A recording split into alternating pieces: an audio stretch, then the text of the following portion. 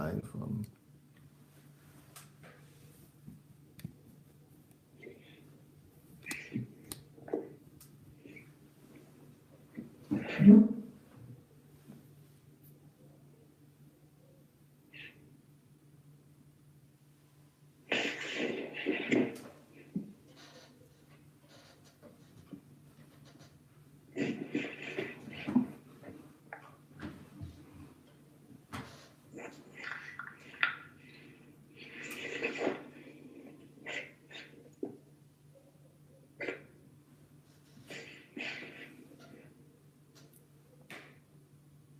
Please, are the windows there closed? Close everything, please.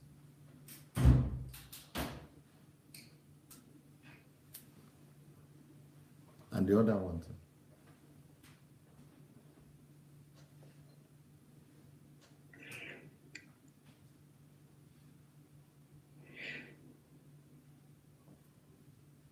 Okay, well, is anybody there?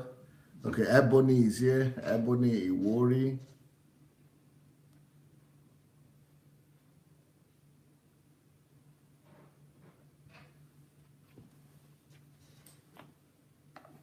Okay, we are waiting for Facebook to be on.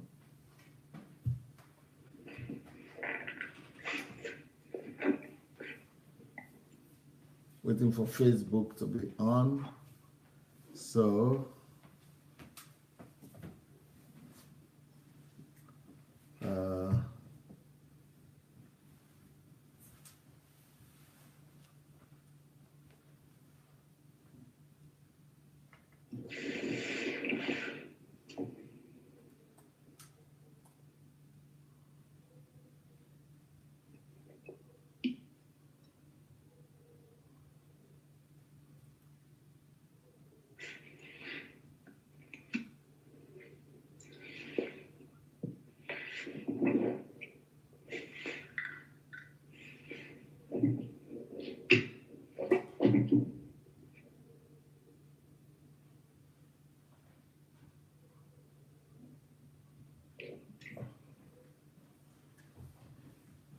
we are waiting for Facebook. We don't know if anybody is going to.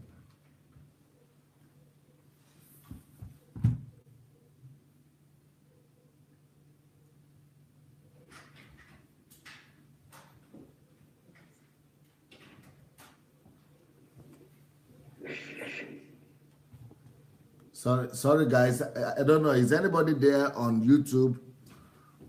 Okay, Ebony is here. OC Adi is here. Busi, Kilo Busi is here. Okay, I think we are on Facebook now. Hello everybody, you are ready for today? Okay, let me quickly welcome a few people from Facebook, and then we'll be ready to start our conversation.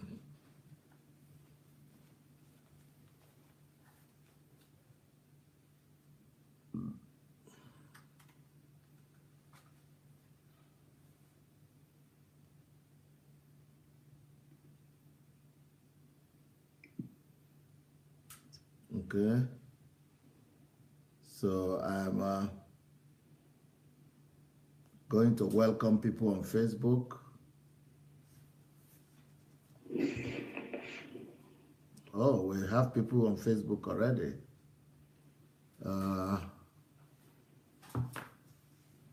Mary Odia, Abraham, Aruna, David Obina, Pierre Elvinson, Mango, Ufuoma, Joyce, Joanne, Rachel, Christian Al, Temi, Adewale Jones, Oluwole Femi, Babatunde Ayodeji, Ojekwa Israel, Mbero, Mona Lisa, Shao Smith, Emmanuel Ikoto. Welcome everybody. Well, I think please go and share the message with your friends. Go and share the message with everyone you know, go and tag your friends, go and invite them, and we will be ready to start the conversation with we call it conversation with an atheist, conversation with an atheist, even though Innocent said it's an agnostic, agnosist, is not an atheist, but I'm sure a lot of atheists are on the platform who are not just agnostics, but atheists as well. So, yeah. So, but I would like to say that, first of all, the conversation we had the last time was very encouraging to a lot of people. As a matter of fact, I discovered that a lot of Nigerian youth are turning, and African youth are turning to atheism from Christianity because of the disappointment they have faced in their various Christian churches. But what is even more alarming is the fact that a lot of people who are active in churches actually don't believe in God. So people are active in churches, they come to church, and they don't believe in God. They have doubts and questions to God. So that is strange and very unusual. So many of them have written to me that the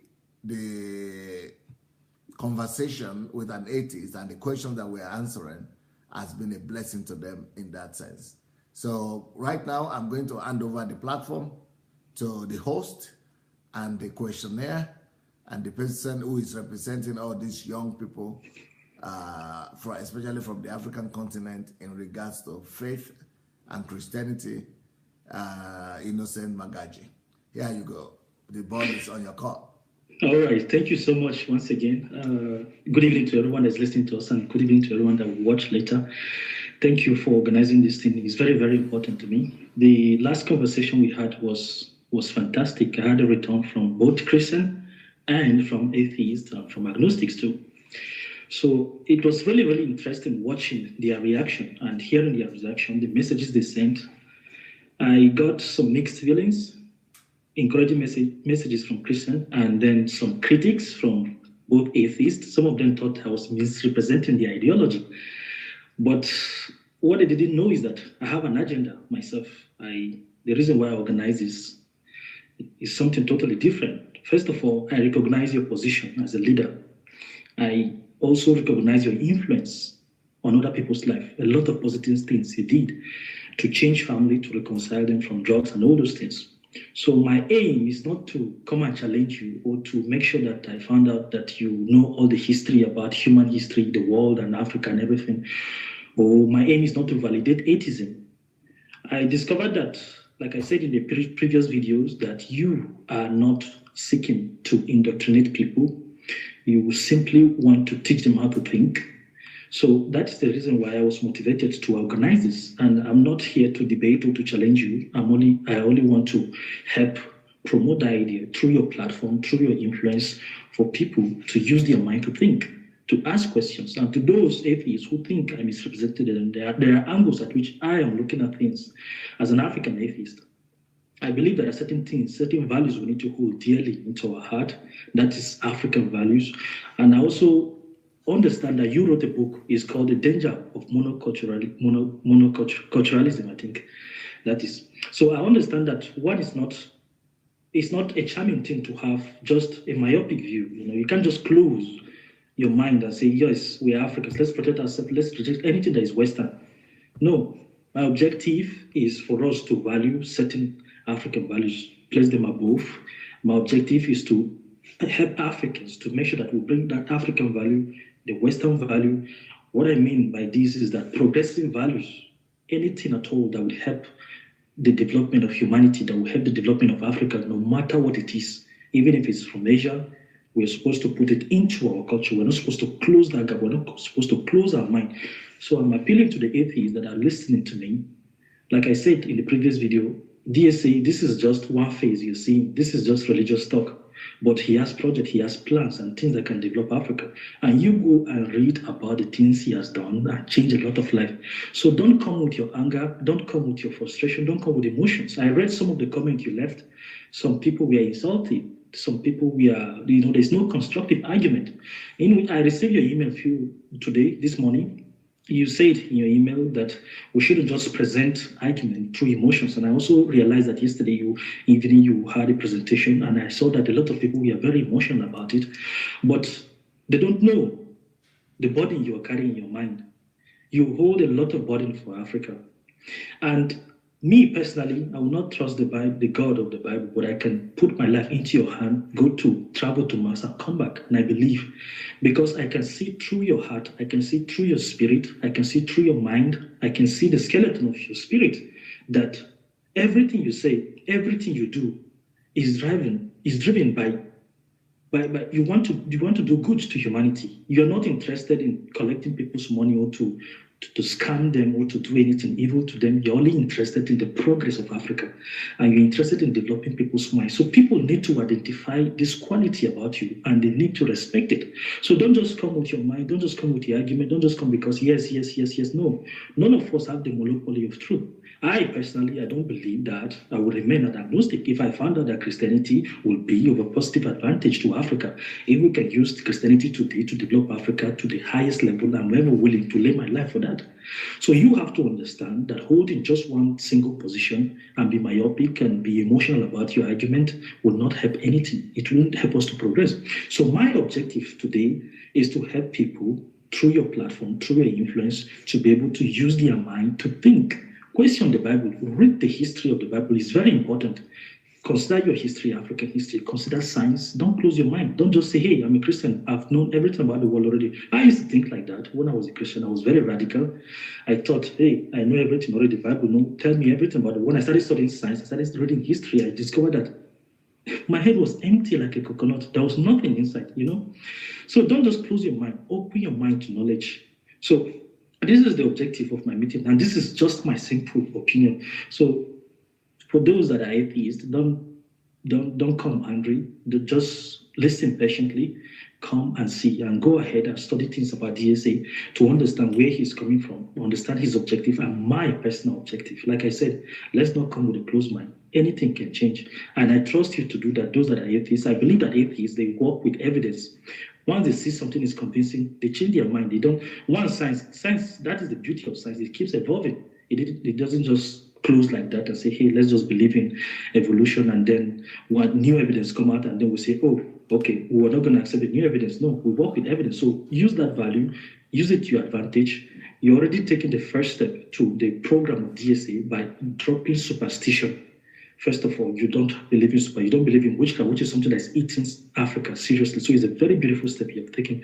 So right now, all we need to do is to inculcate this value into people, to teach people how to think, how to challenge this idea in their mind. So in our previous conversation, we had a series of 5 questions that we addressed, which is the spiritual aspect. You addressed already on that. So you go back, you check the previous video and see what we have talked. The topic we discussed to help yourself, to educate yourself. And the second aspect we're going to talk about today is about the cultural aspect. So I deliberately choose this aspect because I know that these are questions that Africans are asking. Well, atheism is a personal journey. Nobody leads you to. There's no doctrine to follow. You go your way. You just learn things just like that through reading and everything, through research. So I'm giving my personal experience as an African. The things I learned, the things I went through, I understand what it means to have a myopic mindset, to have a close cultural mindset. So right now, my mind is open to everything that is coming, any knowledge. So right now, there is a cultural aspect that we're going to look into right now. So the number one question that is here is this. There is this African culture, this deity. I gave you the example of the green snake last time, the thief green snake. The story was short in a little bit, but I didn't went into details to explain why and how that snake is being venerated today. They say that snake, the green snake, formed a bridge for the thief people to cross to the other side of the bridge. So for that reason, till today, the green snake in the thief land, you have to start all over because there are some new people who didn't hear that part of the snake last time. All right, okay. So the folklore is the thief folklore that explains that the thief people were living. They were migrating from the east, which soi-disant, they say, from Egypt. The argument is that we cannot believe the account of the Bible of creation because that is just Jewish account. That there are other nations, other nationalities that have their own account of creation as well. And for example, the Thief people. So we can continue, Okay. Yeah, so the Thief people, they have their own folklore. So they migrated from the east. They came down to Africa. So for the reason that snake helped them to cross over the bridge, they don't kill the snake till today. So they value this snake, they venerate them, they don't kill them. So these snakes now, and these snakes are harmless. They don't do, you see a very beautiful gray snake on the leaf like that, you just see it, it don't even run, it will just remain and be looking at you. So thousands of them, you cannot walk the distance, just 2 to 5 kilometers, you see them. And they cohabit with humans peacefully, they don't kill them. Another example too is in the Umuhi village. I made a post recently on Facebook about monitor lizard, a very big lizard, and a python. So these people, they came in, they see these animals, they venerate them a lot, they don't kill them. So this is one aspect of African culture that has to do with superstition. They will tell you that if you kill one of those monitor lizards or you kill the python, apparently you see a python, it will come into the house, it will see children, it will not even harm them. It will just be there. Since the people, they don't harm them, they just walk and they go their way. So if you kill one, you'll be urged to perform a burial rite, a ritual that you will bury that lizard or that python with a casket, with a human casket. So you have to pay a huge amount of money, organize ceremonies, do local beer, and then invite people to drink and cook for people. So a burial, what? Human life. So these are values, these are African values. And what is the advantage of this value? The advantage is that it helps protect the ecosystem. It helps preserve these animals that are being menaced. So I realized that in Europe, the only thing that protects these animals are the law. They have law in Europe that protect animals. You don't kill them. You don't see the snake and just start hitting them or see animals and just start shooting them. You'll be arrested and all those things. And also in Africa, we don't have those laws. So the only thing that protect animals are the customs that we have. And those customs works with superstition because it's already conditioned in the mind of the people. They preserve, they respect these customs with all of their heart. So my question is that with the advent of Christianity in Africa currently, these customs are being destroyed. Many people accepted Christianity. Now the customs, they no longer see value in these customs again. So instead, what they turn to destroy the custom. They turn to abandon this belief. And then the next thing, they start killing these animals, and then the next thing, the ecosystem is destroyed, and we don't have anything. The same principles apply to certain trees in Africa, like the baobab tree. They are being protected because they are being considered as tree of gods. So now that Christianity is pose a very great danger to some of these customs that help protect nature, it help protect the land, the ecosystem, the ecological system. So what is the place of Africa? How can Christianity, in your opinion, how can we incorporate some of these customs that are vital to the survival of our community? Well, I don't think you should blame Christianity for for the change or for the lack of preservation of the African culture. I think we should rather blame civilization, because most people who cut trees in Africa, they are not cutting trees because they want to serve God or they want to go to church or because they are Christians. They are cutting trees because they want to do business. So that is part of the price for civilization or of civilization that Africa has to pay. It is the Christians or Christianity that brought civilization to Africa, or the modern civilization at least. And even the civilization that we have right now, it is a European. It is Christian civilization. Madam Moisha, water. It is Europe. It is Christian civilization. So the civilization that we are all enjoying here in Europe and all over the world is Christian civilization. So, but Christianity is in fact against superstition, and Christianity does not promote superstition. Why is Christianity against superstition? Because there are a lot of things that you have referred to now. Like, for example, the snake that the local people, the Africans, will not kill because it's based on superstition. That's why Christians will be against it, not because of its ecological consequences. Now, Christians will be against superstition, and that's why they will kill the, whatever, if the tree, they will cut down the tree if the tree is being regarded as a worship object. So so how do we deal with that, and how is that helping Africa?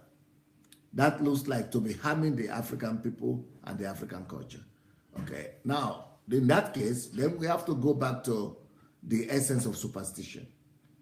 Superstition itself is much more dangerous and much more harmful than the killing of the snake or the cutting down of the tree. Superstition, like, let's take the tree for example. Like a tree that is standing in the middle of the village, of the town, that you cannot cut. The problem Christians will have with that is not the fact that it is not being cut down. The Christian might not be interested in cutting down the tree or not cutting down the tree. So what Christianity is addressing is the question of the fact that people who are made in the image and likeness of God are now reducing their deity, their God nature, the nature of God in them, the deity of God in them. Man is the crown of creation, and man is the head of creation. Man is supposed to be over and rule over all of creation, including trees, animals, and snakes, and all those things. So when you have superstition like that, they begin to believe that the snakes, that you have to respect them, honor them, almost more than you are honoring yourself and you are honoring other human beings. And in that case, in the case of Africa, people worship them. They basically worship these snakes because it's a tradition. They worship these trees. So it is, and when you worship a creation instead of the creator, that is what Christianity is against, because it is what is called in Christianity as idolatry. Idolatry, it is making an idol of something that you are supposed to use or something that is supposed to be serving you. So animals, any kind of animal, they are supposed to be under the subordination of man. Trees are supposed to be serving the use of man. But when that thing, an object or a creation that, like trees or animals, that is supposed to serve the interests of man and God, is now being deitized and idolized and made to be reverend more than even God himself is reverend, then we tell people that no, you are of more value than any tree. No matter the tradition behind it and no matter the story behind it. So any human person is more valuable than those green snake. And any human person has more value than those trees as well. So human person has the image of God in himself. Man is made in God's image and likeness. So as a result of that, because it's the same thing in India. If you go to India today, people will not kill cows. Now you will see cows walking down the street. People don't have the right to kill and eat, but at the same time, in the same city of India, you will see people who are dying of hunger. They could have killed the cows and eaten and not die. But you will see people dying in the street of India, lying down in the street. Nobody giving them food, but there are a lot of cows that people are reverencing and respecting, honoring, more than the human being that is lying, because they believe that the human being has bad karma, so it does not deserve to be helped because it's coming from another. So the humanity, I mean the deity and the likeness of God in man does not in Christianity allow and permit the man to worship any creation whatsoever. Now that is just one aspect of why Christianity will not encourage superstition.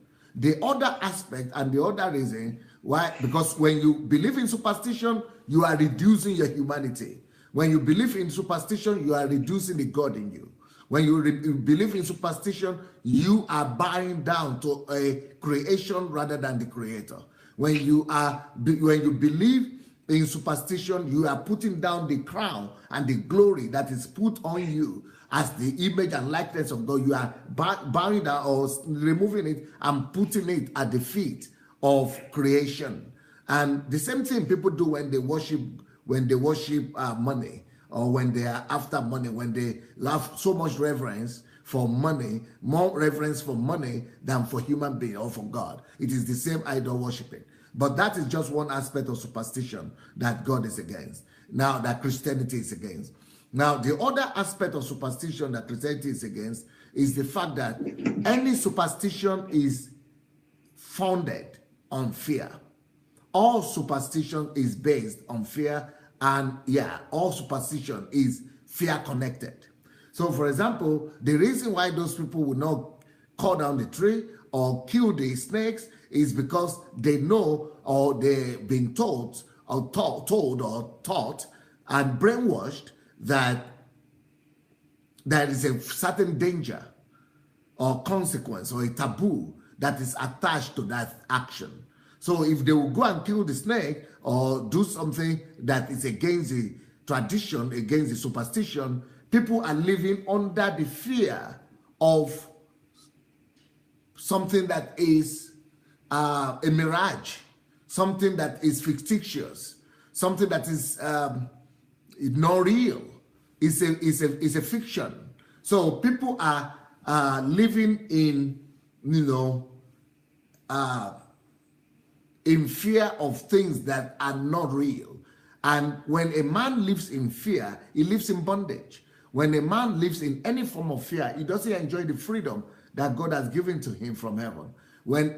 As a matter of fact, the Bible says fear of man, or any kind of fear apart from the fear of God, puts people into a snare or into bondage. So fear is a limiting factor.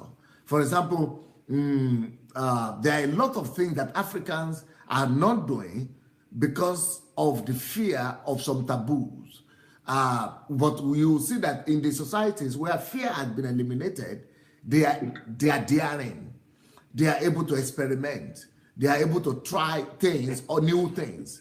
And they are able to come up with innovations. They are able to discover things because they overcome their fear and they go and experiment and try out new adventures that will lead to new discoveries that leads to general good and to the general good of all men. For example, talking about that same thief people and the Benue and Niger River in Nigeria, you discover that it took the European Christians, people like Ajayi Crowder and Mango Park, to explore that and make the discovery and full report of those two rivers and be able to conquer them. And it is thanks to that we were able to they were able to get the source and know where it leads to, and be able to build that leads to building the bridge and be able to build the transport system and things like that. But the same thing, it led to us having airplane today because people have conquered fear.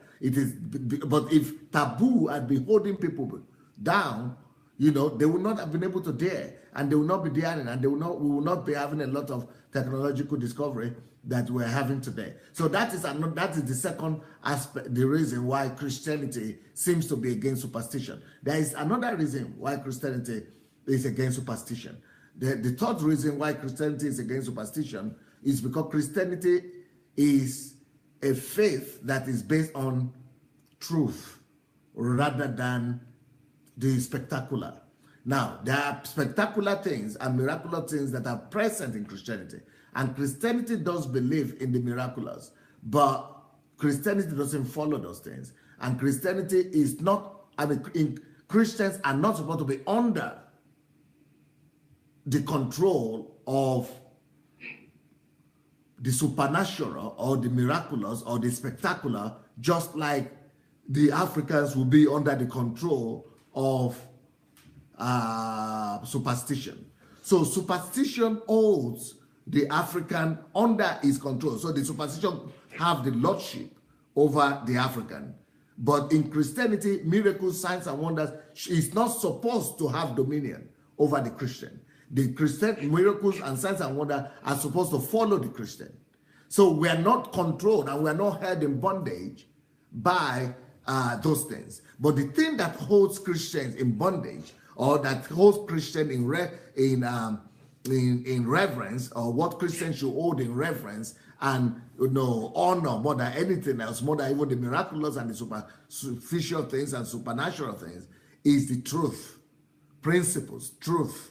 Because truth is what makes us to be able to navigate through the creation. Truth is what makes us to be able to understand laws. Truths are based on laws and principles. So it is thanks to truth that we are able to observe nature, and even atheists are able to come up with laws, scientific methods, and laws, empirical evidences and things like that. Those are all based on principles and truth. Mathematics is based on truth. Physics is based on truth, because 1 + 1 will always be true and will always be 2, and that is truth. You cannot do mathematics or make progress industrially or technically without observing the principle of truth. So truth is something that is unchanging, that is not under the power of any man, and that is independent of any man. So truth is what Christianity advocates for. And because truth is what directly influences life on earth and life in eternity, and because God himself is truth, that is why we rather teach people in Africa the principle of abiding by truth and getting to know truth through education, getting to know truth through mathematics, getting to know truth through physics, getting to know truth about nature instead of worshiping the nature. So if, for example, in that village, if people will do scientific research and do laboratory experiments concerning those snakes, they will discover that there is nothing about them, and there is nothing for them to be burying them like that, or honoring them, or allowing them to walk anywhere and do anything. Truth the scientific evidence will reveal the truth, and they will know that that is not the truth. What they have believed in is just a superstition that they have come to believe in. But when it comes to superstition, truth is the only other alternative to superstition.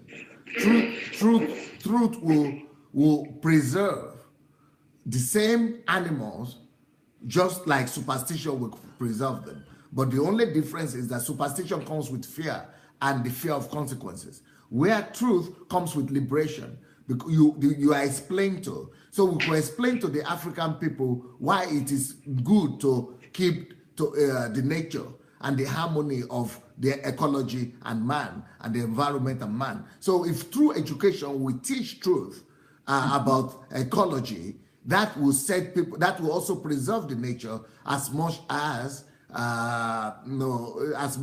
superstition, but not with the cost and expenses of being limited or not daring and fear and putting humans in subjection to superstition.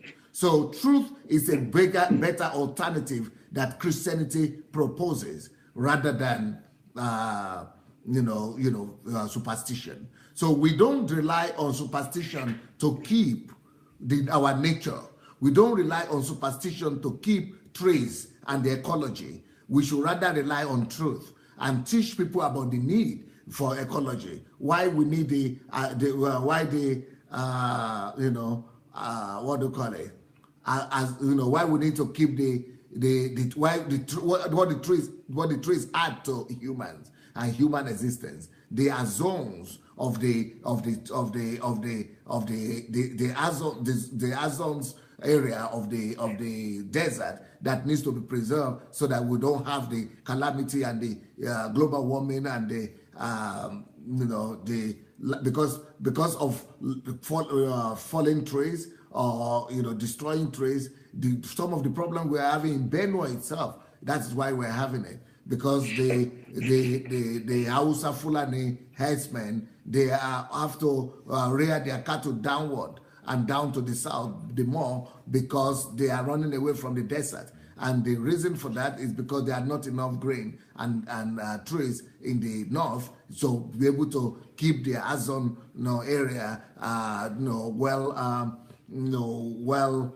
forested. So the forestation is being destroyed, and when that is, it will affect also the food production. It will affect not just the feed for the animal, but for humans as well. And so we just need understanding and knowledge, and which is truth. So knowledge, understanding, and which are areas of truth, they are much more superior to, in my mind, and that's the alternative that Christianity proposes. I think that is a better way to actually manage both the fears and the concerns of our African intellectuals and the agnostics and the atheists that think that Christianity destroys our culture, because it destroys our superstition. Now, yes, superstitions had their place, because people needed to pass across to the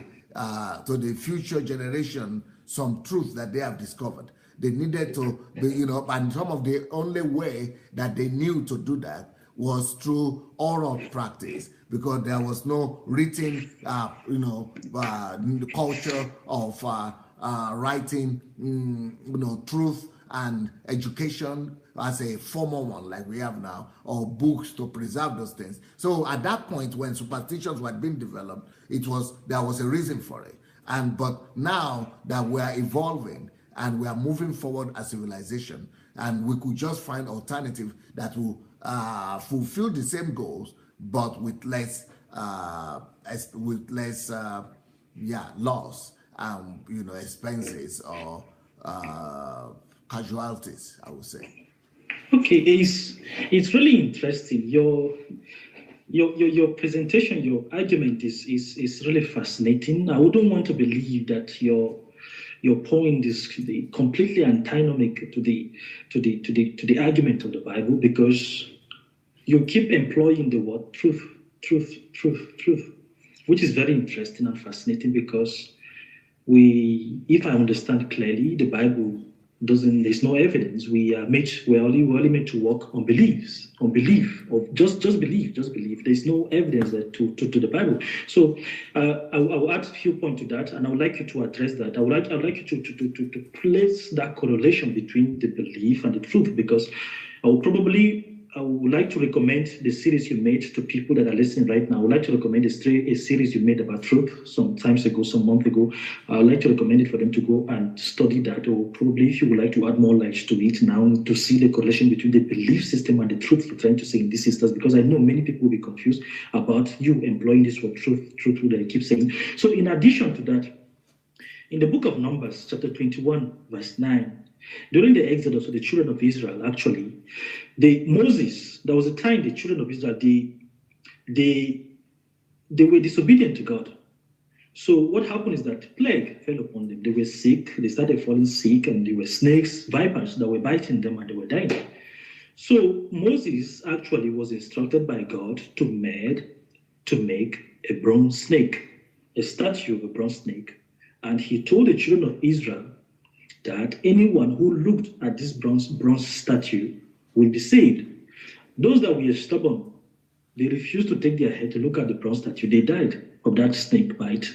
And those that looked at it were saved. So many of us are made to believe today that actually that statue was in the form of a cross, that it gave an example of Jesus Christ, you looking up to the Jesus Christ. But here is an example of a superstitious system in the Bible where humans are being required to look at the statues for them to be saved. So this is another example in the Bible. So there's another aspect again to these customs. like you said about the fear that superstition build in people's mind, I totally agree with you on that. We have to do away with that fear factor that it works in our mind. Okay. Another example of custom that is Christianity is destroying Africa, right? And No, I'm sorry, sir. Before you Yes, continue, may I make comment on that snake situation? okay. Okay, the situation, the argument you just presented about the snake that Moses, raised in the wilderness is totally different from superstition, sir.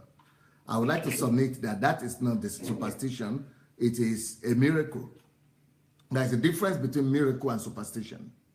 Now, superstition is a belief system that you observe and that you know that if you break it and violate it, you will have consequences. Superstition is more of a cultural belief or some, empirical belief that you believe, hold on to, that you must never, it's a line that you must never cross, or something that you believe in, not because there are any evidences of it. So there's another aspect of superstition, which is you believe on it, but it has not been scientifically verified or certified by fact. Now, but the example you just narrated is an example of is a situation whereby an instruction was given. That is what I'm trying to fight with our people, with the Christian leaders in Nigeria, because they are all coming with prophetic utterances, making statements and giving people assurance that they are going to have results. So now, if they are really miracle workers, we must be able to see those results they promise.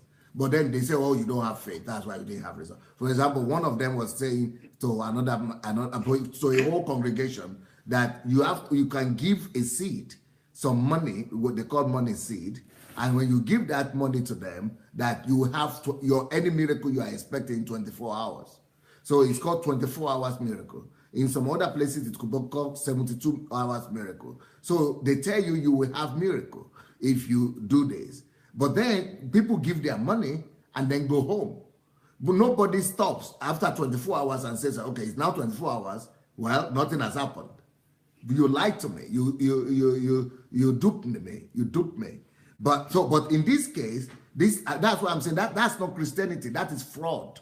What those pastors are practicing is fraudulent. It is fraud. It's not Christianity. When in Christianity, the God of the Bible, he affirms and he confirms any word that he says. For example, in this case, it says, "If because of this plague you are having, raise up that snake," and it's not superstition. I want to prove that it's not superstition. Raise up the snake, and anybody that will look unto it, you will be delivered. You will be healed. Now, did it happen? It happened. People who didn't look unto it, they didn't get healed, they died. But people who did look unto it, they got healed. It's an historical fact. But then later on, the children of Israel remembered that occasion and those miracles that happened and tried to revert back to it and try to do something similar when they put up the golden calf, that we are going to build to also have further miracles like that. And then God was angry at them, because even though God allowed that particular miracle to happen that time, but it would not allow them to turn it into a superstition. It will not allow them to turn it into a belief system whereby they will say, "Okay, anytime we are in danger, whenever, okay, we are now having," even not anytime we are in danger, to put it in a superstition, that, "Okay, we are now having this thing, it will never be touched, you must always be going there to get your problems solved," then it would have been a superstition. Okay. But in Christianity, God does not encourage superstition. Okay, I gave that example because yes, what you say, it's totally clear, but I give that example because you gave an example of deifying an object, deifying the creation, not the creator. That was why I gave that example. And secondly, in addition to that, I would like you to address them collectively, because 100 years ago, we have example in Africa of this is debatable. This fact I'm about to give is debatable. We can refute it, we can argue about it. But we also agree that in some part of Africa, that wearing of clothes came into existence fully to cover your body from head to toe properly, came into existence in Africa not quite long ago. Some part of Africa, we are actually wearing full clothes, like the Yoruba and textile system that was already a long tradition, but it was reserved for the royal family and the Soto people, the Kosa people, and the Zulus, those parts of South Africa. And we can also see their style of dressing, that they were almost dressed half naked. The ladies are just covered with just some little skin, the men too, and some of the people are dressed almost half naked. Let's assume that before they started getting dressed properly, when Christianity said you have to cover your body. But we also observe that in those days, actually, they marry some of these ladies, some of these young women as virgins. And some of those men, the men respect this custom with the whole of their heart. The man in the community, even though he sees the lady that is half naked walking around with her chest open, he doesn't get attracted to her sexually. He sees her as somebody's wife and respect that custom. So that custom remains ingrained in their mind. This time around, there's no superstition attached to it. It's a custom that everyone has to observe. They respected this custom, and you will grow up as a child. They will tell you this will be your wife. You grow up together and get married to each other. So now Christianity came into place and replaced these customs. Many people believe it. So instead of having more people that are more chaste, instead of seeing more chastity, we see retrogression. People are even becoming, the sexuality is banal. People don't, Africans in general, don't even respect this Christian. The pastors, the bishops, the plenty people, the prophet, whatsoever they call them, are sleeping with their church members. So they no longer fear Christianity, but they valued their customs. So this is a case where we don't have superstition attached to it. So the custom is there, but Christianity has actually, the Christianity didn't even help in this community, in this case. So what can we do? How can we bring back this value? How can we incorporate this system into our mind? Okay. The sexual sanctity that existed in Africa before Christianity is more illusional than realistic, or than something that is practicable today. And the reason is because if you go to any of those villages 500 years ago or 1,000 years ago, yes, people will be walking almost naked, but they were marrying at the age of 13, sleeping with each other, getting married at the age of 14, 13, 16, no school. So if you're going to talk, some of the things that you are challenging Christianity on are actually civilization again. They are signs of civilization, but since Christianity brought civilization, so we will take responsibility for that. But what I'm about to say is that even in those villages in African, almost all African cultures practice polygamy.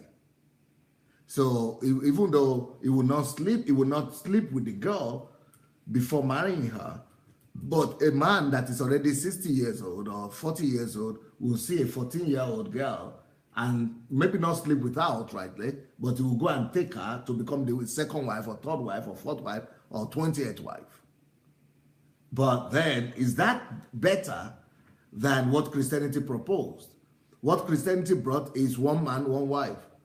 And even though there might be cases of immorality, but at least there is, because what polygamy does is that if one man is entitled to marry two women, it means the woman in the essence of her as a human being, she is less of a woman. She's less of a human. So it means that I, as one man, I can have two women as my wife. So my worth and my value is much more higher than, it's like they are properties that are obtained. It's not like I'm honoring a wife and another human being as equal to me. We are equal. I am one person, she is one person. The same person equal to me with the same right. I don't have the right to put her down and take the second one and say, I own this one and this one. So, and that is what you used to have in Africa. A man will look at women just like he will look at his cattle, because he has, some of them will say, before Europeans came and before Christianity came, you know, the more cattle you have, the richer you are, and the richer you are leads to you having the more wives. So you possess cattle, you possess wives, just like you possess cattle. So it's like the man that has 3 wives, 4 wives, 5 wives is richer than the man that has 1 wife, because it's a status thing, and it's like buying a car.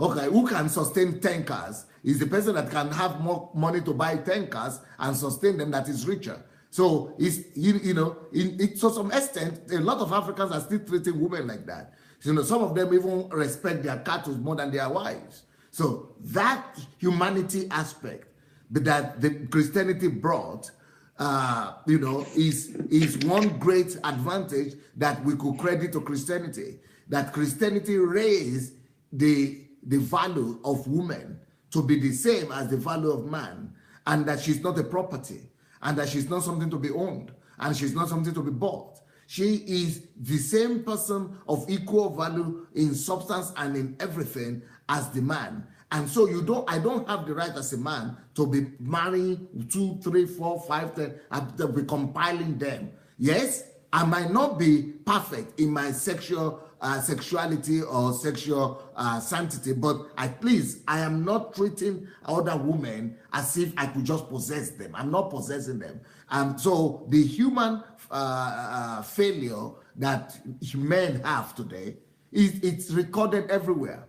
You know, this human failure of adultery, and God doesn't sanction, I mean, God doesn't permit it. God doesn't allow for it. If that Bible does not permit for adultery, that's why it's written in the 10 Commandments, it's one of the sins. So in Christianity, adultery is a sin. Now, the fact that people are not able to cope with it, but that's not just in Christianity. In every culture, people struggle with Christianity, I mean, with adultery.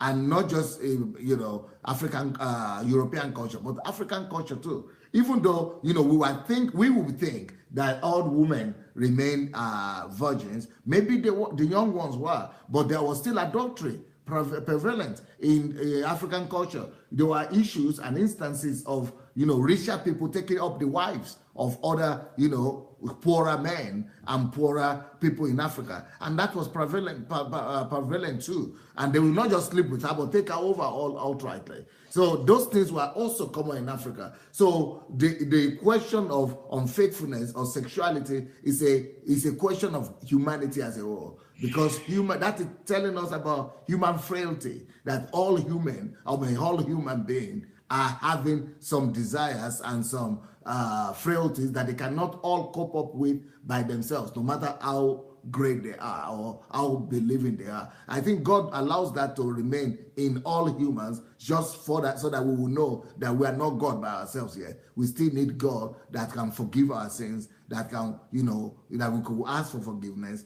that we need to bow down to and admit that we are just human with all our challenges and weaknesses. But it's not something that is elusive or exclusive to Christianity only.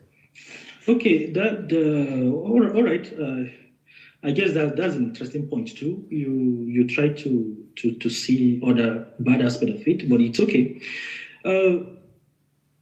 In my place, like, I can testify from where I grew up in my local village that has been the case until recently. Even recently, we know that we left in 2014.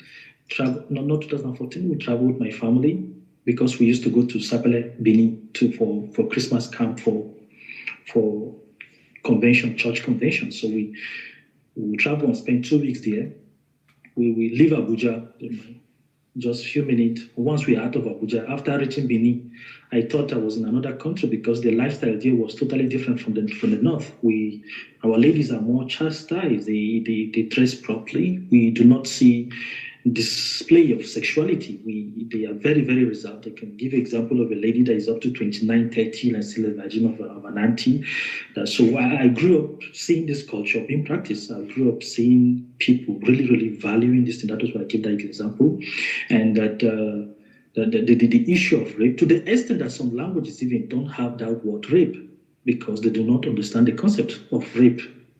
In my language, Alago, which actually happens to be Idoma. No. The fact that they don't have a word for it doesn't mean that it didn't exist. It existed, but the way it was treated in the African tradition is similar to the way it was treated in the Bible.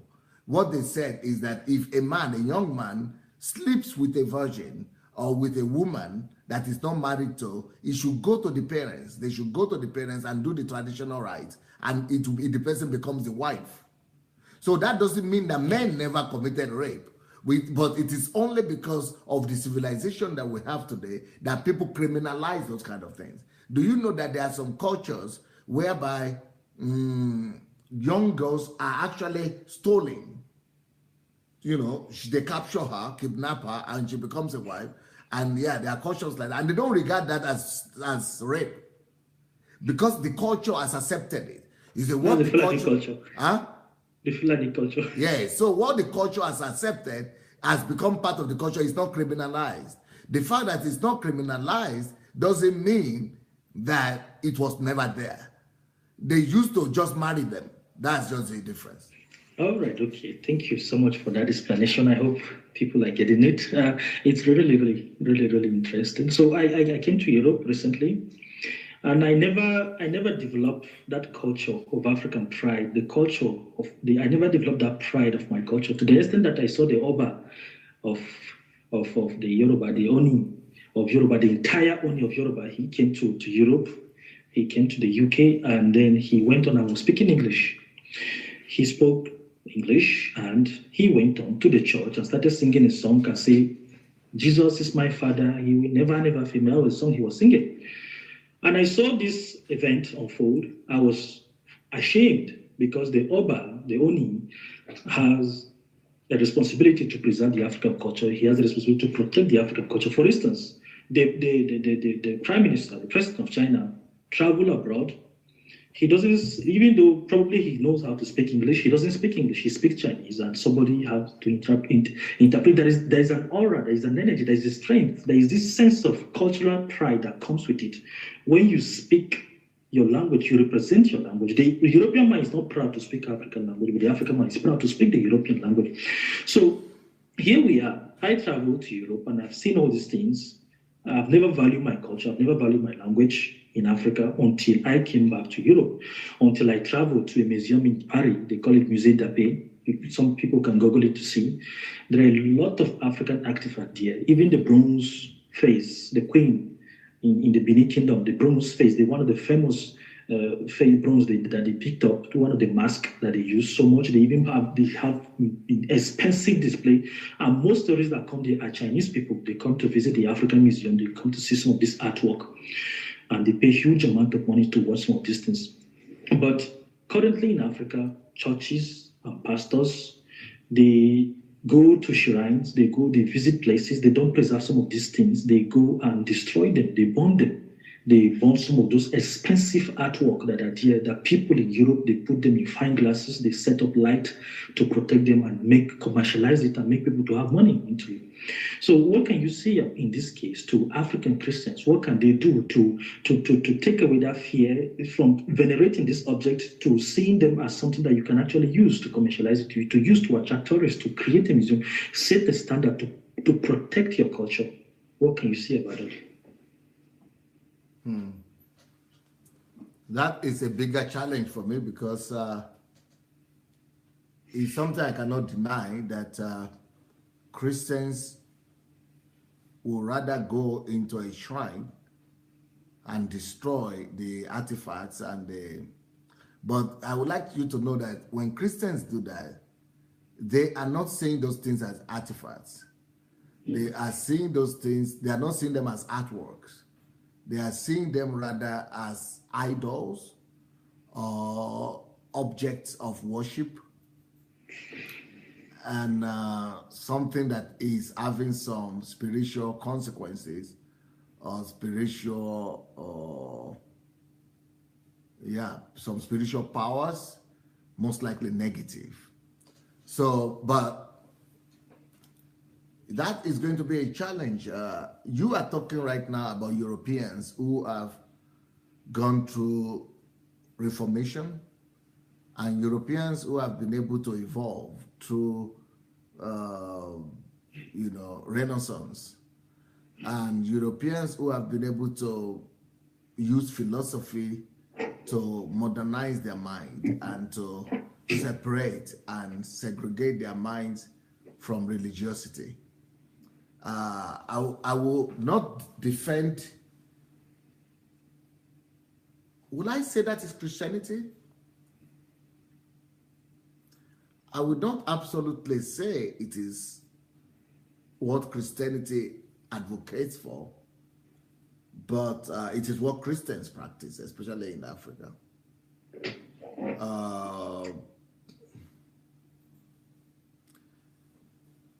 I think I would rather address this question by telling you what I am doing and what I'm working on in that sense, and what I am going to do. I'm working on it already. I have decided to start with my culture, my Yoruba culture, and I know that I'm going to face a very, very big backlash, both from the Christian community and from my Yoruba people, but especially from the Christian community.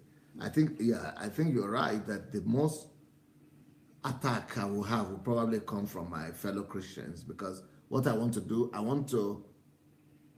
this is one of my projects. This is just one of my projects. And even by saying it now, I'm afraid some people will still misunderstand me and still begin to attack me. But let me just let you know, because you are an inquisitive mind, and you've asked a question that I think is important, but people might think it's not so important. Right now,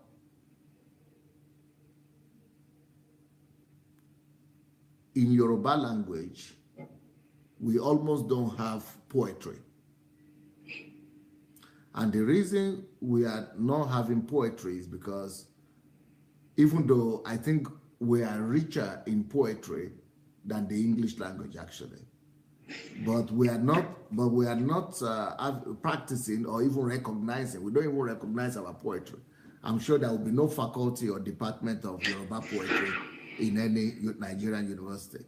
And the reason for that is because we think that those poetry that are the way they are being rendered in the Yoruba language, and I think the same thing with other languages, but with Yoruba language, is demonic or satanic or fetish.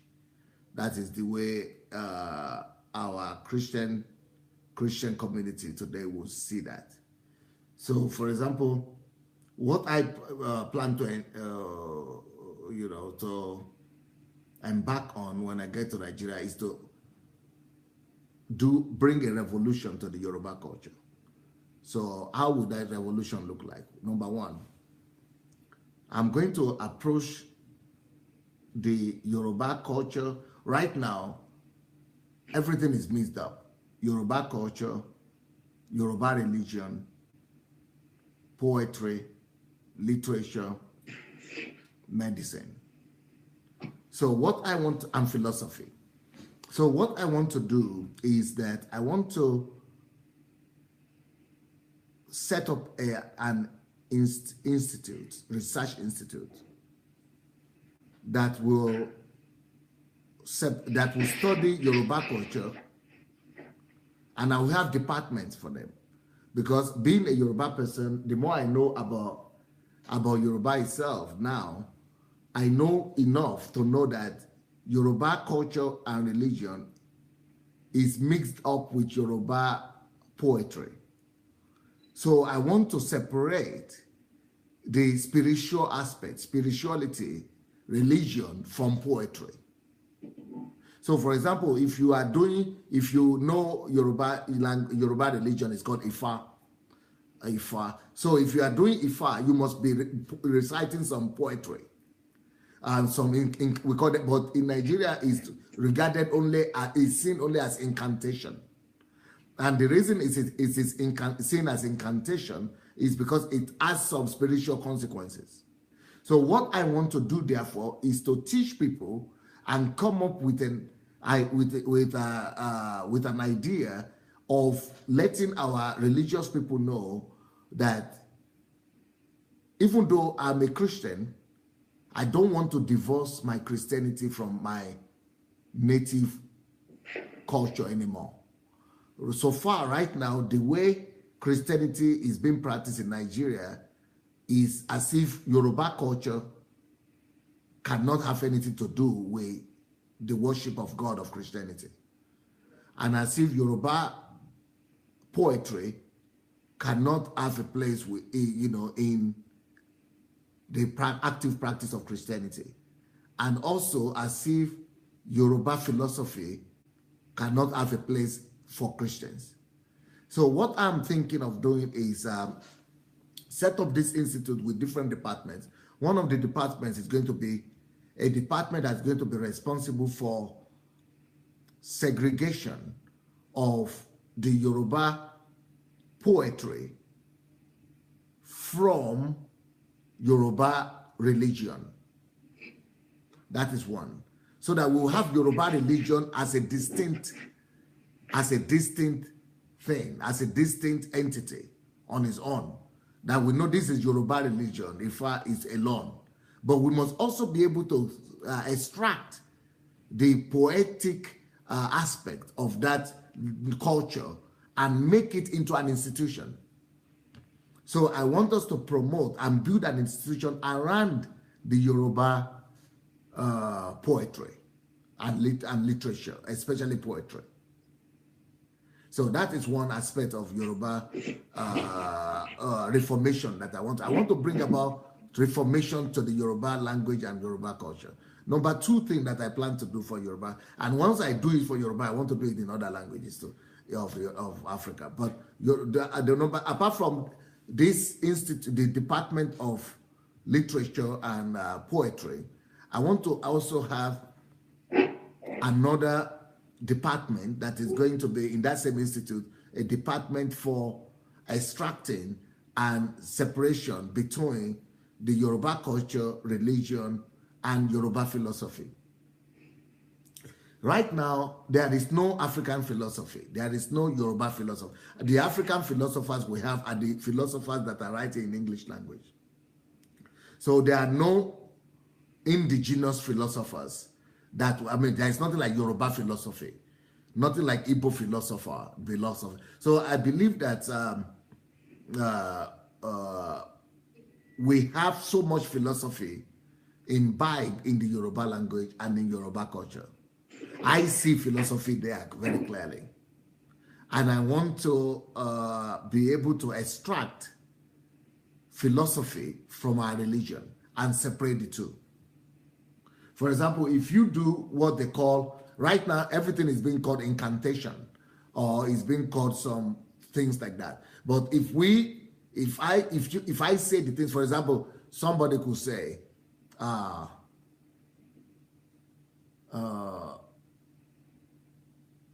very wise philosophical thoughts, or a lot of deep philosophical, and somebody could tell you, for example,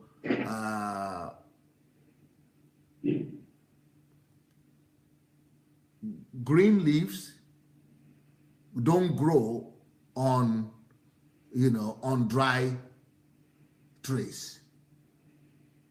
And because green leaves don't grow on dry leaves, they are making logical conclusion. I therefore say, you will never be dry, you will ever be green.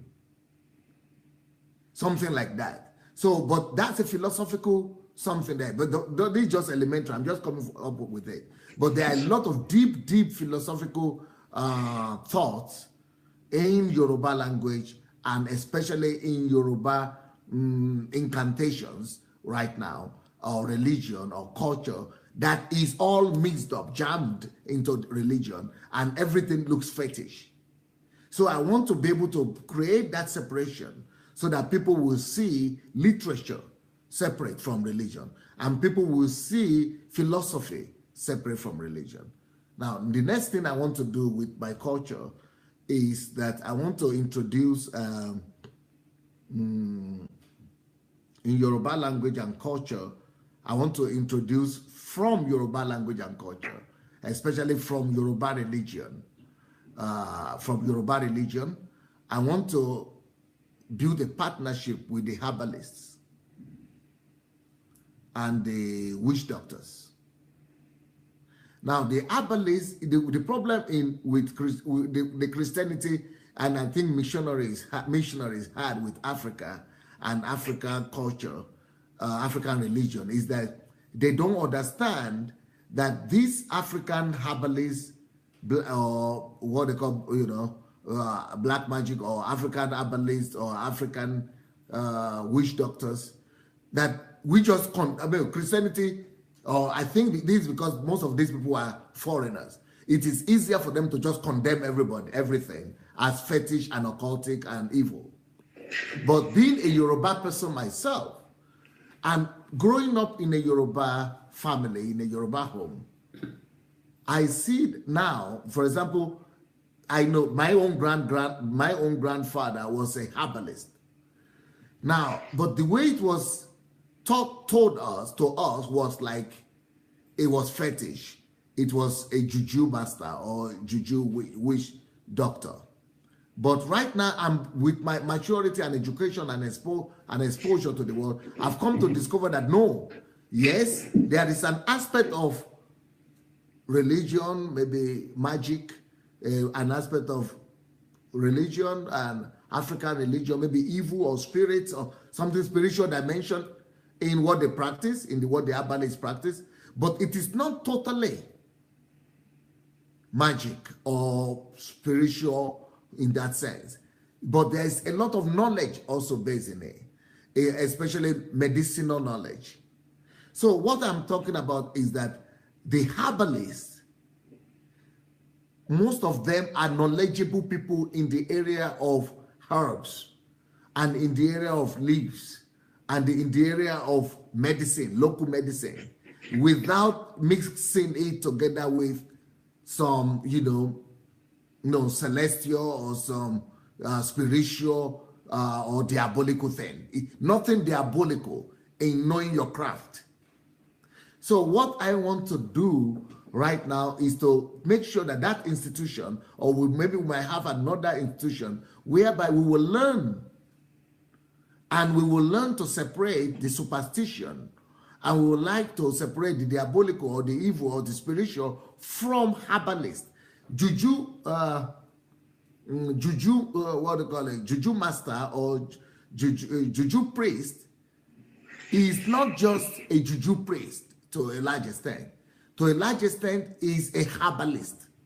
And what does a herbalist mean? It means that he knows what particular herbs, leaves, or plant will be relevant and be beneficial in the curing of, or for all kinds of medicinal purposes. So what I want to do is to put that apart, to be able to talk to these herbalists. We will listen to them and learn from them. And then, for example, we will ask them, what do you use to cure diabetes? So they will come up with their leaves and herbs. Then we will take those leaves and herbs to sophisticated, and I want to build sophisticated laboratories. So these laboratories will now examine all those herbs they recommend to us without their incantation and without their prayers involved, just the elements of the herb and the leaves. So when we take them to the laboratories, and we'll be able to see the healing factors and the elements and the substance of those leaves, why are they getting results? Because we will not say that these herbalists are not getting results. A lot of them are getting results using the herbs and using the leaves. So the combination of leaves, we are going to do scientific. So what I'm trying to say is that we will go to try to use science, the modern science, to extract the riches and the wisdom of the African people, to create a new lineage of medicine to the world. because all medicine is coming from leaves. All medicine, even European medicine, is coming from leaves and herbs. Yes. Because that's how God created it. But in Africa, we demonized it and we criminalize it. And we say they cannot be used, they cannot be touched, it is evil. So, but that is an industry on its own. Pharmaceutical industry is one of the biggest and one of the most richest industries in any country. In America, pharmaceutical industry is one of the biggest industry. So I am thinking we need to develop an alternative African medicinal pharmaceutical industry that will come from the knowledge of our fathers and from the knowledge that the herbalists have, and then use the modern technology and the modern laboratory and scientific discovery to actually test all those leaves and come up with solutions to even all these diseases that are incurable today, like cancer, like diabetes, like other things. I'm sure they are curable. Only the reason why God is not allowed them to be cured is because we are only exposed to the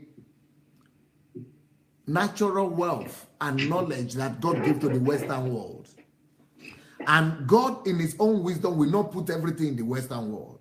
So some of the things that are unsolvable, some of the issues and problems that are unsolvable, they are in that part of the world that has not been explored yet. And I think that is Africa. I think that Africa has the key to the cure and the healing and all the solution to a lot of other world issues, global issues that the African wisdom had not been demanded for yet. Because it's a world that has to contribute, that has to have the contribution of, that has to have the contribution of everybody. So we need the contribution of Africa, and until the contribution of Africa comes to the table to address the issues of medicine, the issues of philosophy, the issues of human soundness, and all other issues like that, until the wisdom of Africa and the plants of Africa and the things that God has put in Africa is brought to the table, to the discussion table, and to the world stage to become solutions, we might never be able to get into any solution otherwise. Wow. Well, I'm really, really impressed and super happy to hear you say this, because it's very important to me. In fact, you actually address almost, because we have 5 questions, I first ask you 1 question, at least you almost address almost the 3 questions by mentioning it, because the question range from art, first of all, then the philosophy and poetry, because this is the cultural aspect. I pick them up and say, okay, I will ask you questions. What do you think about the African poetry? Where do we find a place? So you already addressed that already, which makes me to be very, very happy. And in addition to that, to this thing you propose, to this medicine stuff, I see the perfect example of what the Chinese people are doing actually. This center you said, they have this thing they call the acupuncture they do back in China. Is a traditional healing system that they do. They tell you that the state of your mind determines the state of your body. So, and also I had this experience with my grandfather, who happens to be a king, a local king in a village, and he knows some of these herbs perfectly well, and he provides herbs to people, mostly men that are suffering from dysfunction, erectile dysfunction, and people, a lot of things. He will just come. He has that knowledge in his mind.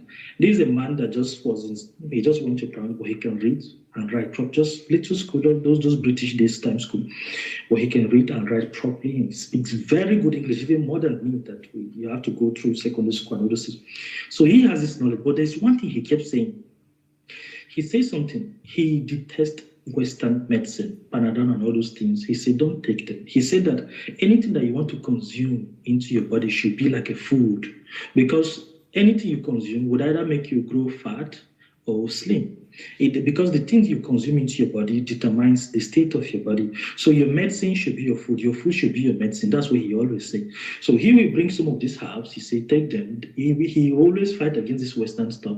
So I hope what you're proposing, actually, this laboratory, good stuff, getting these herbs, these roots, to find out their content, what they can provide, what part of the human body they can heal, to be able to develop them. I hope it's not going to become something else to the. I hope it's not going to be transitioned into a system where they become chemicalized, because the Western medicine that is chemicalized now is actually causing harm to the human body instead of healing them.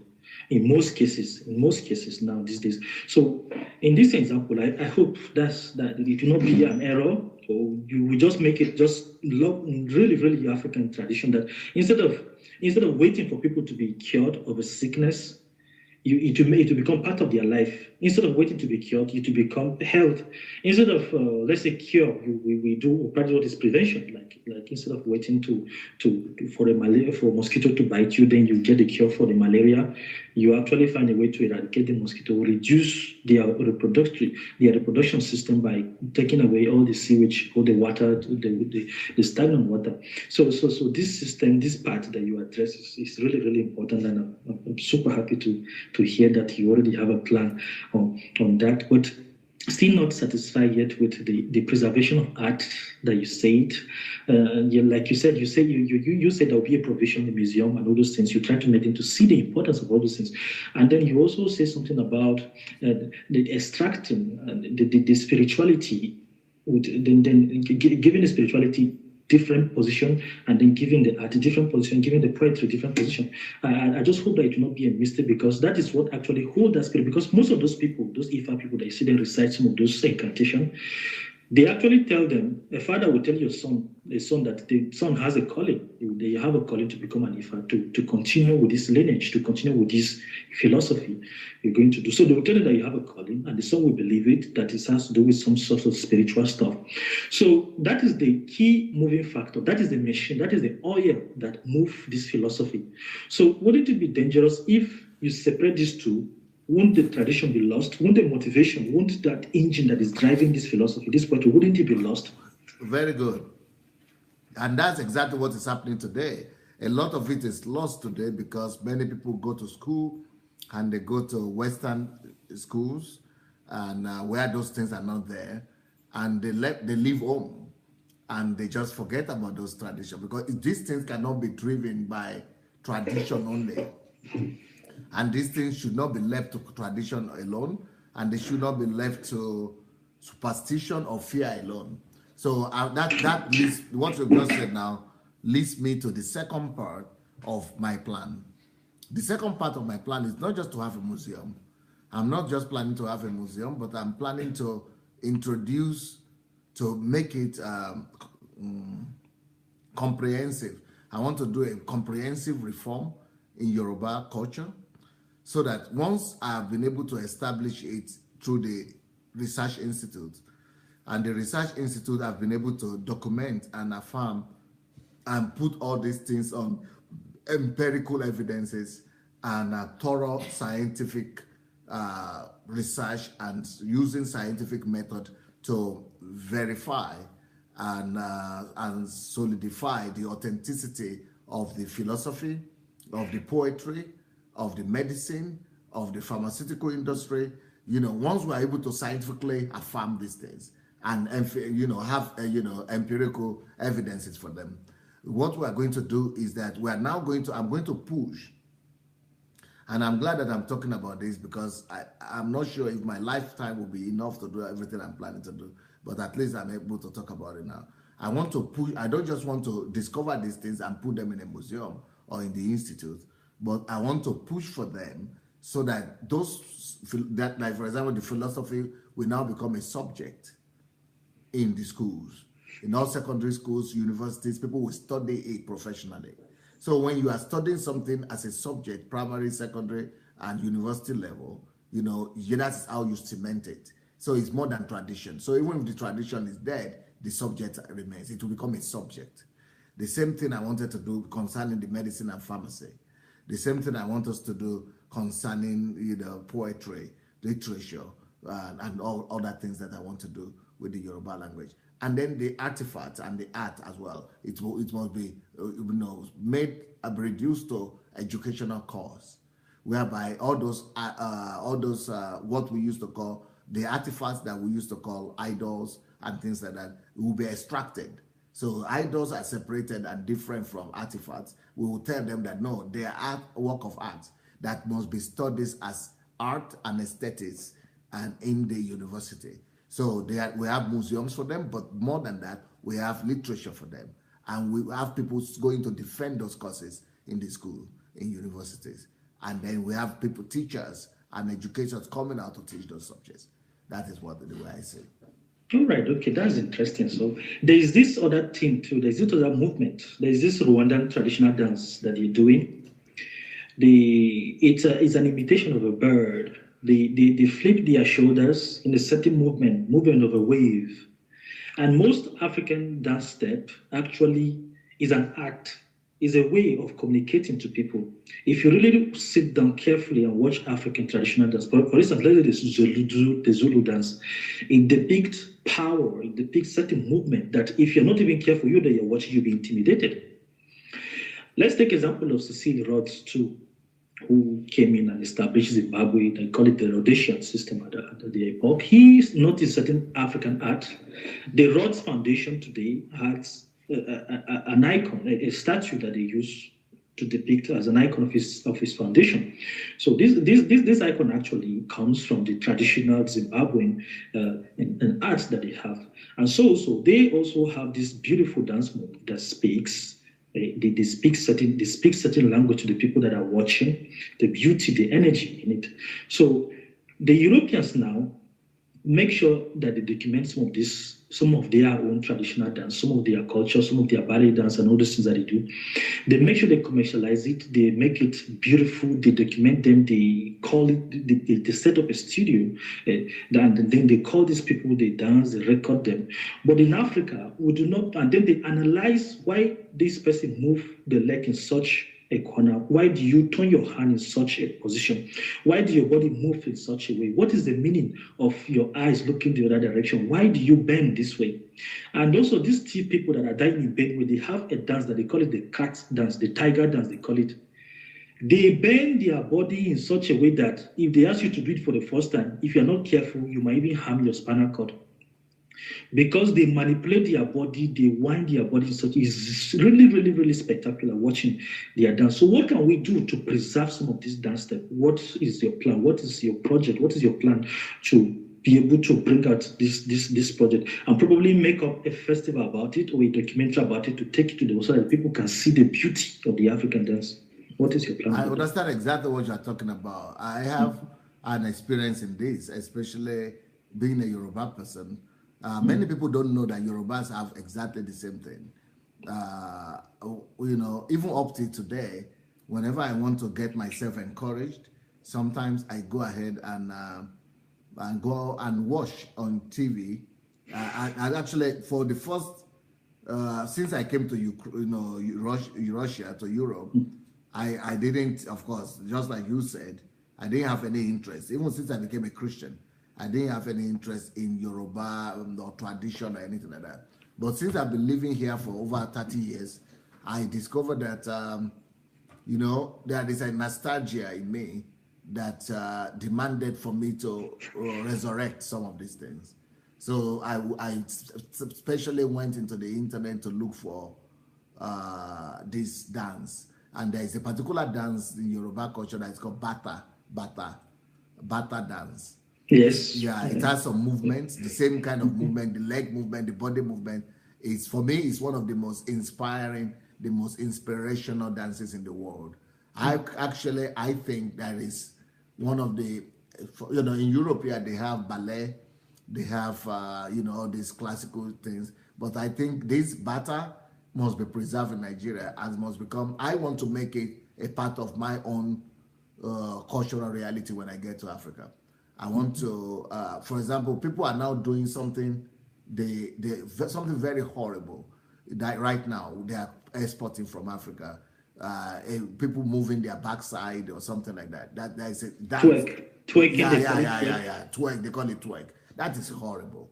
That is just horrible. That is disgracing and diminishing the African man and making us to look just like. That's exactly what Europeans said about us.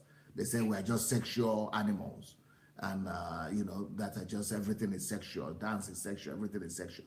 But this thing that I'm talking about right now is not twerk. That twerk is, I think personally, I'm going to fight against it. When I get to Africa, I'm going to fight against that twerking.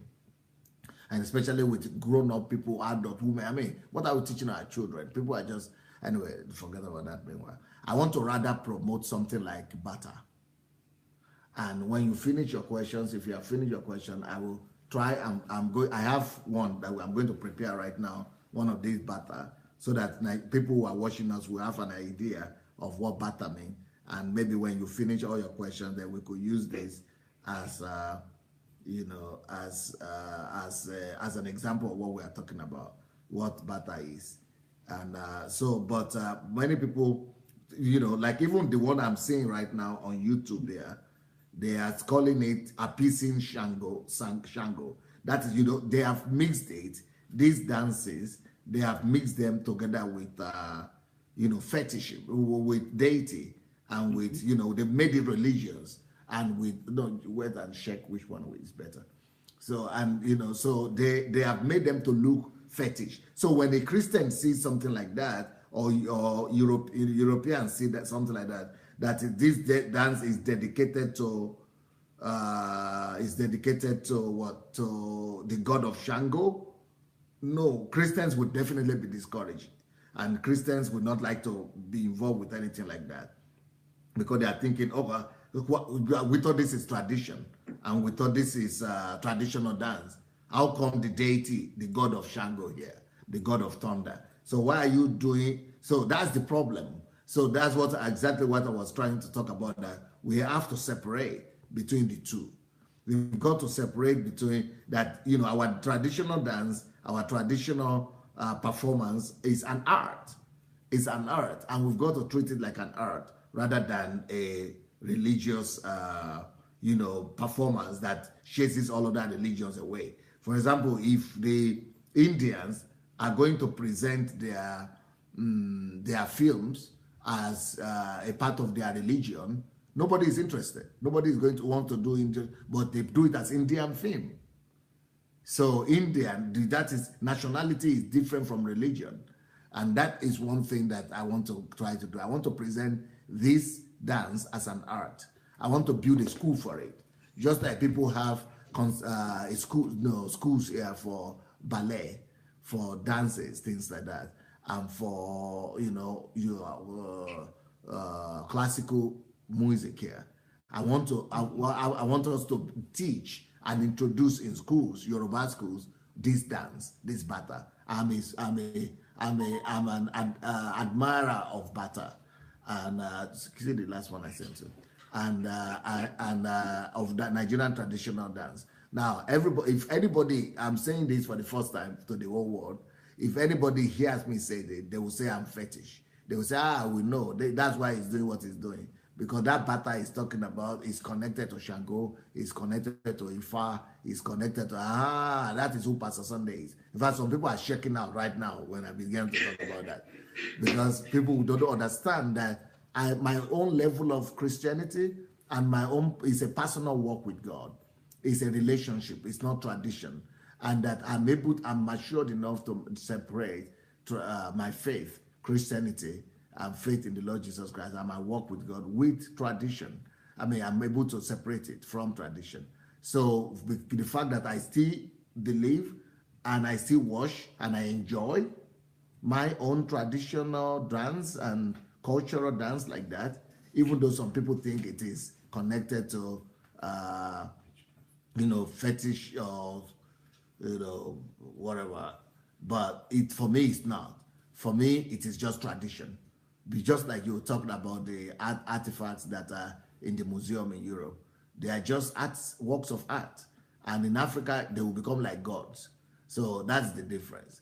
And but I want to, this is dance, thank you for mentioning that, because I never spoke about this openly or plainly before anybody, but it's part of my wealth and part of the thing that I want to bring to the level of, I want to institutionalize when I get to Nigeria.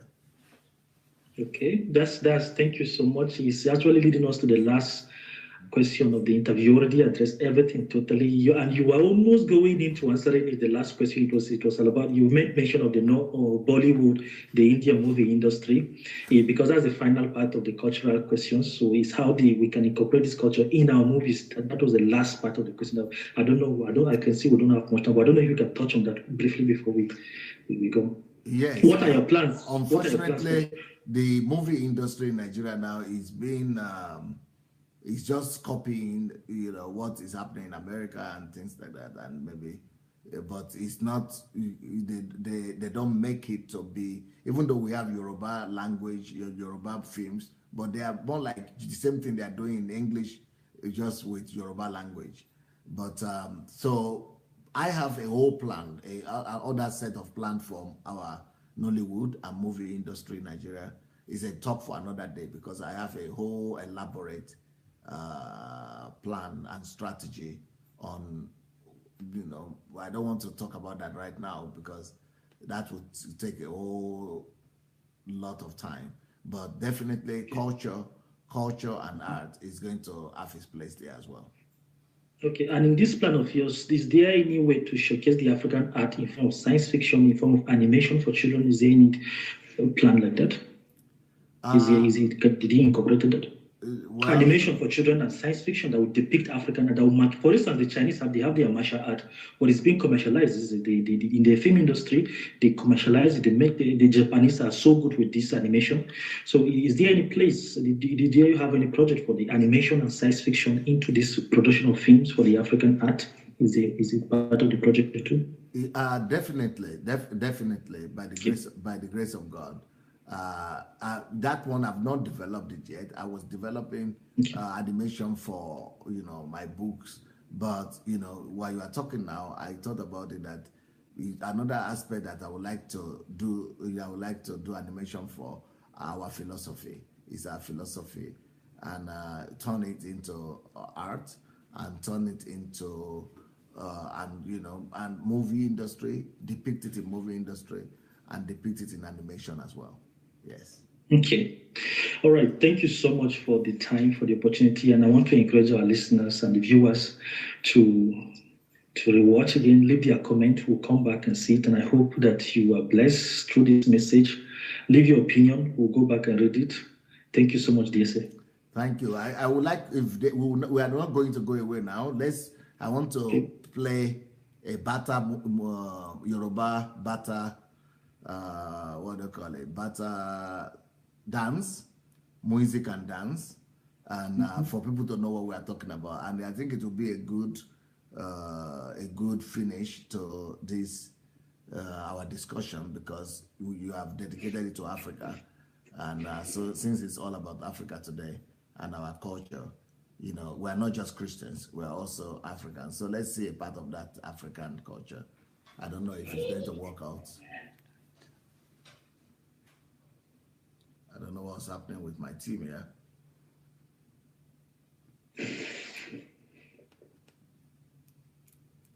What's your problem?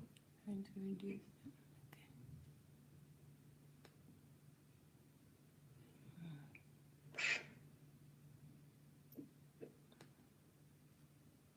Sorry, guys. I think maybe you should be towards me meanwhile.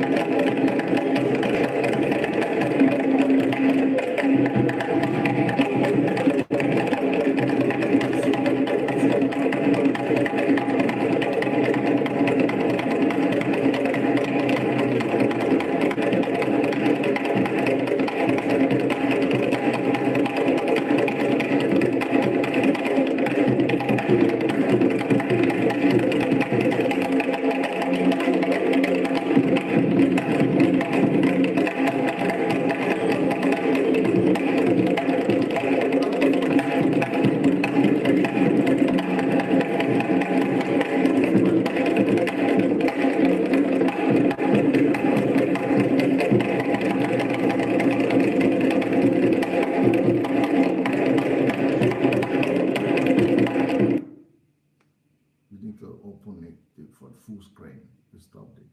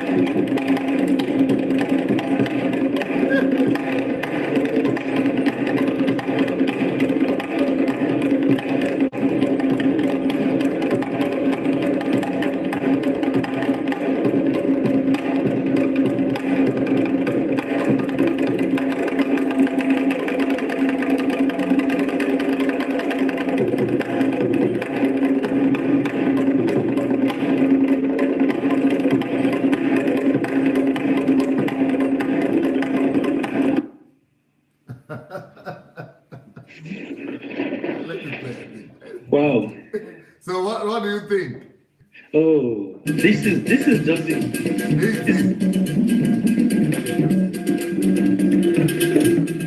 Yes? Sorry? I You go ahead and talk. What I say? I'm ready. Sorry, please. We'll reduce this. Yeah, what I say? I'm currently with a team of dancers. Okay. And here we practice this song of this woman. They call her Umu Sangare. Okay. She's a Senegalese. Is a therapeutic dance. A sort of therapeutic. It's really it's some sort of hypnotizing song. Yeah. So it has to do with slow body movement. And then I discovered that the person that was leading us is a white man. Oh. This is African dance, and a white man is leading us. So these people, they cherish this dance you're seeing. They love it. Yeah. Anything, this dance, they pay huge amount of money to come and watch. So why can't we commercialize this thing? Why can't we market it, put it like art, present it in a more beautiful way for people to admire these things? That is how it's supposed to be. This is very beautiful. This is art. You like it? Yes, I love it. And I think people should study it. And I only get to develop this value when I left Africa. This is the craziest part of the whole thing. I only developed this value when I left Africa, came to Europe. That is when I started admiring this our culture, this our dance. That is when I started seeing it differently. So I don't think people in Africa will be seeing it this way. They don't know that we have treasures. This is art, and people need to understand the importance of this thing. Yeah. Thank you so much. Thank you, DSA. Yeah, I think it was a great interview. Thank you. And yep. See you later today. We are coming on in 15 minutes time, everybody. All right, okay. I say hi and thank you to the team, Mayowa and Julie and all the organizers. Bye. All right, bye.